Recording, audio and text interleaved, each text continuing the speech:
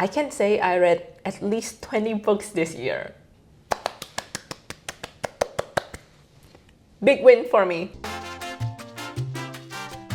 Hi everyone, welcome to another video. Today we have finally reached the end of the book portion of my Diary of a Wimpy Kid retrospective. Just the book portion, we still have the other movies to discuss. I've discussed the first 3 live action movies, but I've officially caught up to the 20th book of the main series, so I am officially up to date with at least the main Wimpy Kid series. Without further ado, let's just jump into the discussion. Part 1, the books.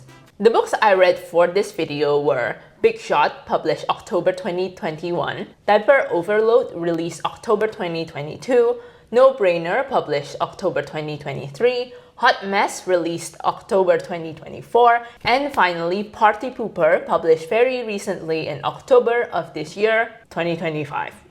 Wow. I read a combination of the paper books as well as the audiobooks because, again, I borrowed some of the books from the library. Audiobooks are the only version that they have for certain books. If you notice, I said the books I read rather than the books we'll be discussing today. And the reason I said that is because honestly, like what I said in my previous video when we were discussing books 11 to 15, there's not a lot to say about the books that I haven't said before. The books are incredibly similar to each other, so the complaints that I had about the previous books still remain for these books. I still feel that the books are disjointed and there is more focus on telling funny jokes rather than having character-driven stories. However, these criticisms that I have is more reflective of the things that I personally want from the media that I consume. I'm sure there are people out there who appreciate and enjoy these books' humor and the heavy focus on jokes and comedy. Personally, I am just not one of them, even though I still think the books are funny. For myself, personally, I want a balance between the comedy and the character, and I feel that Jeff Kinney places more importance on the humor and jokes and punchlines. Likewise, the praises that I have for the previous books also remain for this new batch of books too. Like, I think the illustrations have gotten much better, and I still commend Jeff Kinney's ability to find new situations to put Greg into. But I do have to say that I didn't have as fun of a time reading these 5 books compared to when I was reading the previous 15 books. Maybe this is made worse by the fact that I was reading these books back to back, so it's easier to get bored because the reading experience eventually got very repetitive. And to be honest, just in terms of my personal life, my week hasn't been that great. It's not too bad, but it's just like I was so stressed with work and final assignments, so my mood hasn't been the best, and reading and listening to these books became too much of a chore for me. I was hoping these books would lift up my mood at least. I did laugh and chuckle a bit at the books, but for the most part, I was just like going through the motions and I was pushing myself to finish these books so I can make the video. I just wasn't as excited reading these books, sadly. Contrast this to the way that I just started watching King of the Hill because I heard Bobby say wabi sabi and I got so curious about this little boy. And I can't help but feel I would much rather watch King of the Hill than reading these books, which is awful, but that's just how I felt. That might sound harsh, but I think the reasons behind this is just like, again, you know, I grew out of the age group of these books and people my age would probably rather watch King of the Hill. And another reason is like King of the Hill actually gives me the comedy and character development that I want in my media. Or I don't know, it could also be a recency bias thing too. To give Jeff Kinney the benefit of the doubt, I think my disinterest in reading these subsequent books can also be attributed to the fact that I was reading all of these Wimpy Kid books back to back consecutively within a month. When I was watching King of the Hill, I only watched the episodes that people consider to be the best of in the series. So my opinion and feelings can be completely switched if I was just reading the best of Wimpy Kid books and I'm watching the whole 14 seasons of King of the Hill. If you're sampling a whole series, it's more likely for you to come across duds within the series instead of like when you're only sampling what people consider to be the magnum opus purpose of the series. But I'm not saying I fell out of love with the Wimpy Kid franchise, because I still absolutely love these books and they still have a special place in my heart. But I do feel that the books have become too similar and too formulaic. If you're binging these books like I was, you kind of got used to seeing the patterns within the series. Like, you know when the plot twist is happening. You know the types of jokes that will be made for the situations presented. You know where the story is going. And it won't feel as tedious or as obvious if you're reading one book a year. But you will definitely feel it, and you will notice the pattern even more if you read 20 books within the span of a month like I was. Let's face it too, the phenomenon also happens with the MCU, right? There's a stretch of movies, particularly in phase 2, where everything is exactly the same. Like the plot, the villains, the humor, the color palette. The only difference is whoever is leading the movie, but you don't feel the similarities enough if you're watching the movies like year to year. But if you're binging the series, like if you're preparing to watch Infinity War or Endgame, it kind of gets boring because you notice the patterns even more. And this is how I feel with the Wimpy Kid books. Part 2, the formula.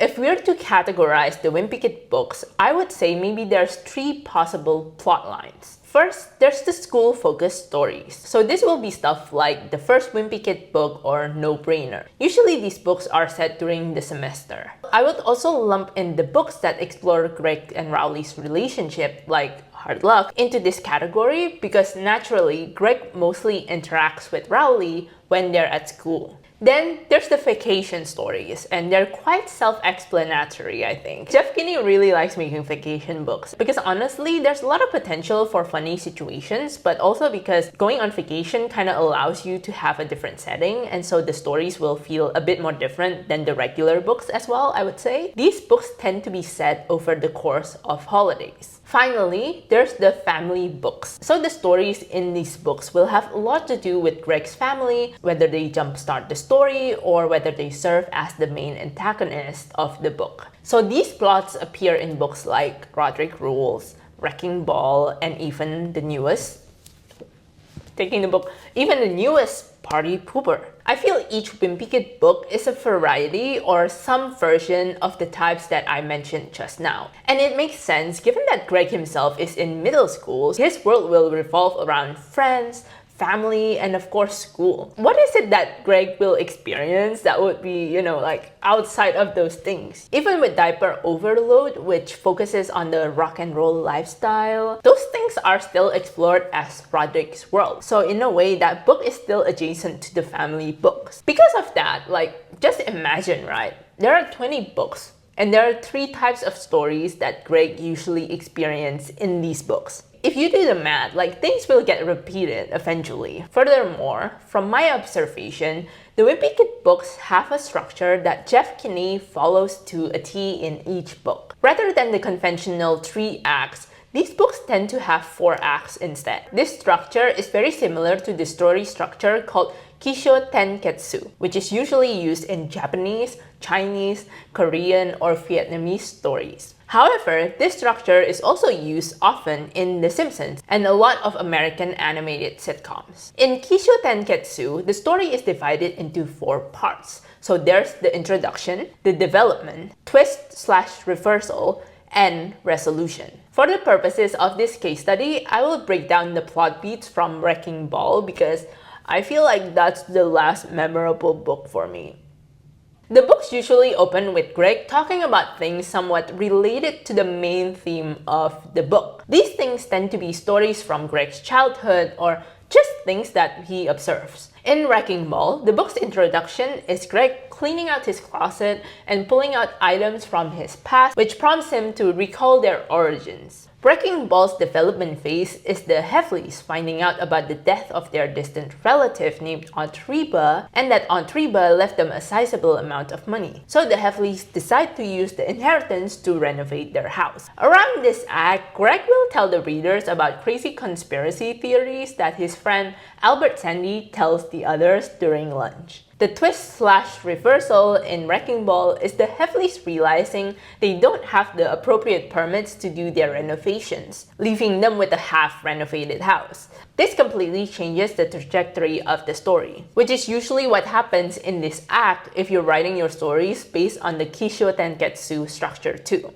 In this act as well, Greg's and his school's really bad grades get revealed. This leads to Susan being resolved in moving the family to a better school district, so she starts looking for a buyer for the Heffleys' current house. The resolution starts when the Heffleys find someone who is interested in their home, only that this person requested a couple of changes to the house before she officially buys it. One of the requests is asking the hot tub to be removed because the buyer has young children. To officially wrap up the book, there is at least one more plot twist that negates whatever happens in the book, so then everything will return to the status quo by the next book. In Wrecking Ball, this would be when the hot tub removal gets very messy, leading to the hot tub crashing down on the Heffley's roof, which in return leads to the buyer not wanting to buy the house because it got destroyed. Once I noticed the structure to these books, it became easier for me to guess where the stories are going, so it kind of removes a bit of the mystique of the books. Ultimately, it impacted my experience reading the books because they become predictable. I think that's why I felt it became too much of a chore for me to read these books. But I don't know, maybe like things will change. I don't know if I should have this hope or not, but let me talk about it in this next section. Part 3, the future.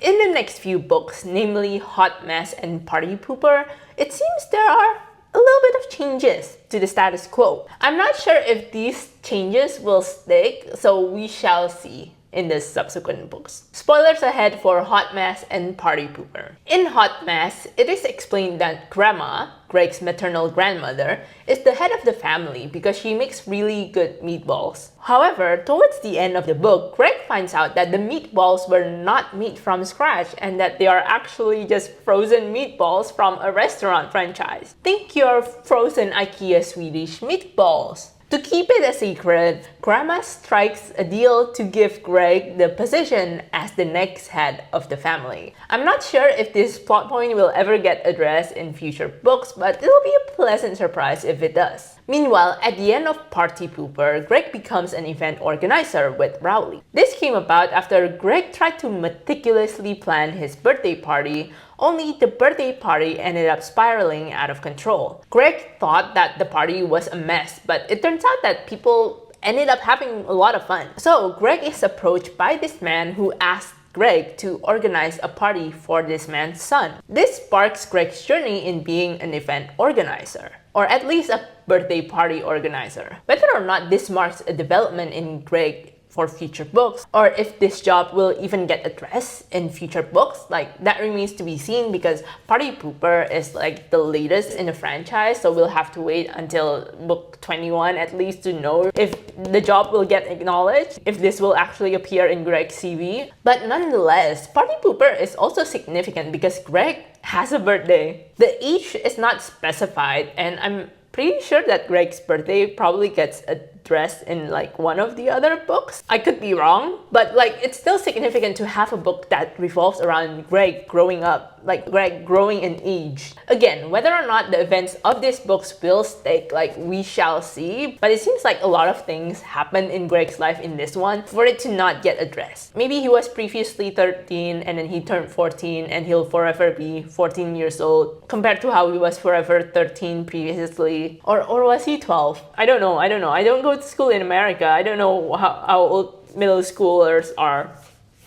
I think it'll be interesting if Jeff Kinney decides that this is the moment for Greg to finally grow up, because I want that to happen. If you watch my previous videos, you know that I want Greg to grow up, so there's a bit more character development in him, but it's up to Jeff Kinney if he wants that to happen or not. At the end of the day, I'm not the target audience for these books. Whatever I said in these videos might not be true, and the books might go into a completely different direction than what I wanted. And I don't expect it to be trying to appeal to me either, because I'm 20 plus and I'm not a kid reading these books. So It has no obligation to appeal to me. But what do you guys think? Let me know in the comments. We are nearly at the end of this Wimpy Kid retrospective. We just have to discuss the long haul movie and the animated movies. In the meantime, let me know, out of all the Wimpy Kid books, out of all 20 of them, which ones are your favorites.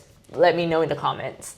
If you like this video, please consider liking the video, give it a thumbs up, comment on the video, share the video.